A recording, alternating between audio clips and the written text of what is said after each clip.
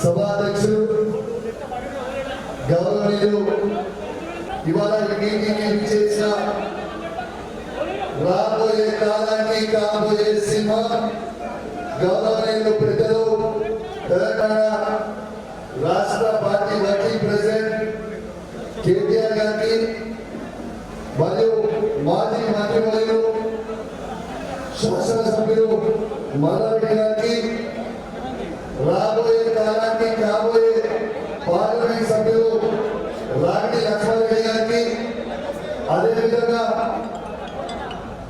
సర్పంచ్లకి ఎంపీటీసీలకి కౌన్సిలర్లకి మేయర్కి deputy మేయర్కి మరియు మాజీ ఎంపీటీసీలకి మాజీ ఎంపీలకి ముఖ్యంగా ఇంటికి విచ్చేసిన బీఆర్ఎస్ పార్టీ కుటుంబ సభ్యులందరికీ కూడా పేరు పేరున నా హృదయపూర్వక నమస్కారాలు తెలియజేస్తా ఉన్నాను.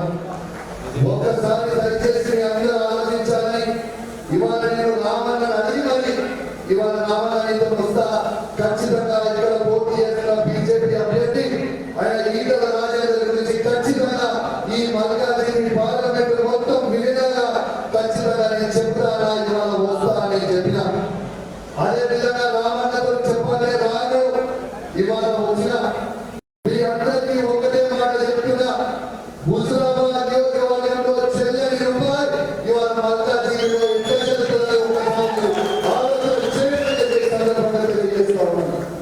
ఇవాళ హుజురాబాద్ నియోజకవర్గంలో 20 సంవత్సరాలు ఎమ్మెల్యేగా ఉండి ఒక్క తండ్రి మట్టి కూడా పోయలేని పరిస్థితిలో అక్కడ ఉన్న ఈటల రాజేందర్ గారు అక్కడ ఉండే ఇవాళ హుజురాబాద్ ప్రజల్ని మోసం చేసిండు, గజ్వేల్ ప్రజల్ని మోసం చేసిండు, అన్నం పెట్టిన కేసీఆర్ గారిని మోసం చేసిండు. ఇవాళ మల్కాజిగిరిలో నిండుని మోసం చేయడానికి వస్తుండ్రు.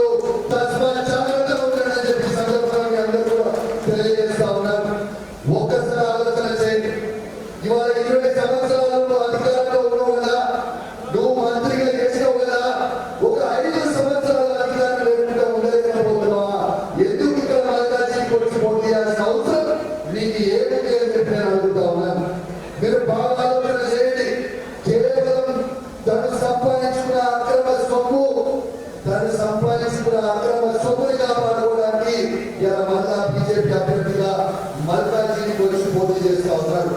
ఇలా కేవలం సంపాదించిన భూములని ఆ భూములని కాపాడుకోవడానికి ఇవాళ మల్కాజిగిరిలో వచ్చి పోటీ చేస్తుంది. దయచేసి మీ అందరూ కూడా మర్చిపోతుందని విజ్ఞప్తి చేస్తా ఉన్నారు. నేను చూసినా సోషల్ మీడియాలో చూసినా నేను దేవుడి గురించి బాగా నమ్ముతా, నేను దేవుడి గురించి చెప్తా, నేను మొక్కుతా, గుళ్ళు కట్టాలి అని చెప్తా ఉన్నాడు. నేను నీకు చెప్తా ఉన్నా, నేను హుజురాబాద్ బిడ్డని. హుజురాబాద్ 20 సంవత్సరాలు ఏ ఒక్క నాడు దేవుడి పొట్టు కూడా పెట్టుకోలేదు. సిగ్గు లేకుండా వచ్చి వల్ల దేవుడి గురించి మాట్లాడటం కూడా దయచేసి మీ అందరూ గుర్తు పెట్టుకోవాలని చెప్పి సందర్భంగా మీ అందరూ కూడా తెలియజేస్తా ఉన్నాను. ఒక్కసారి ఆలోచన చేయండి. ఇలా ఇదే రాజేందర్ గారికి ఇంగ్లీష్ రాదు, ఇదే హిందీ రాదు, ఇలా సునీతా మహేందర్ రెడ్డికి ఇంగ్లీష్ రాదు, హిందీ రాదు. పార్లమెంట్ లో ఏం మాట్లాడలేదు. ఇలా అదే చదువులో పెట్టి రాగిడి లక్ష్మారెడ్డి గారికి అద్భుతంగా ఇంగ్లీష్ మాట్లాడతారు, అద్భుతంగా హిందీ మాట్లాడతారు. పట్టాలు ఖచ్చితంగా మీ గొంతుగా నిలబడతారు. రేపు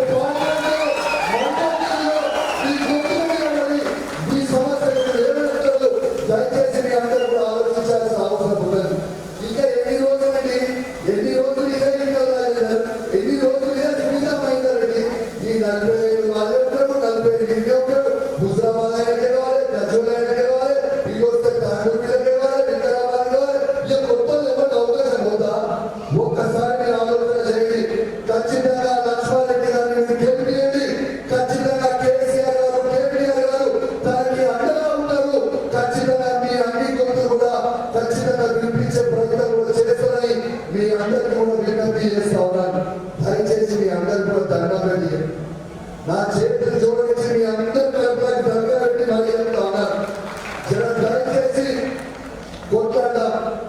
ఆధారపడదు.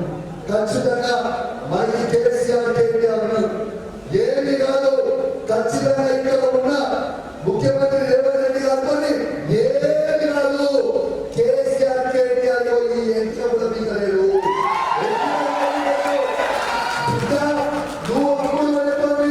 నువ్వు అప్పుడు పెడుతుంది నాకంటే బాగా మీ అందరికీ తెలుసు. మీరే ఆలోచన చేయండి. మీ పార్లమెంట్ సభ్యుడు ఉంటే ఈ 5 సంవత్సరాల కనీసం ఏదైనా మొక్కలు చూసిందా? ఏదైనా మొక్కలు చూసిందా?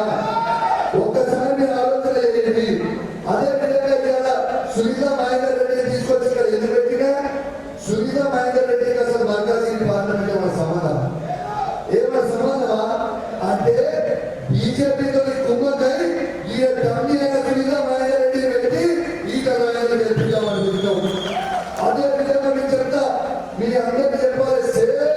హుజరాబాద్ బై ఎలక్షన్ లో ఏ పని అయితే రేవంత్ రెడ్డి గారు చేసిరో మరి అదే పని ఈ మల్కాజ్గిరిలో చేయబోతా ఉన్నాడు. తస్మాత్ జాగ్రత్త. ఆనాడు నేను కాంగ్రెస్ లో ఉంటే కాంగ్రెస్ పార్టీ అభ్యర్థిగా ఉండేటుంటే హుజరాబాద్ లో, కానీ ఏం చేసిండు? ఇదే ఎన్నికల రాజేంద్ర గారి దగ్గర 25 కోట్ల రూపాయలు తీసుకుపోయి అమ్ముడు పోయి కాంగ్రెస్ పార్టీ అధ్యక్షుడిగా ఉంటూ బీజేపీ అభ్యర్థి గెలుచుకున్నారు చెప్పిండు. ఇలా 4 పోయిన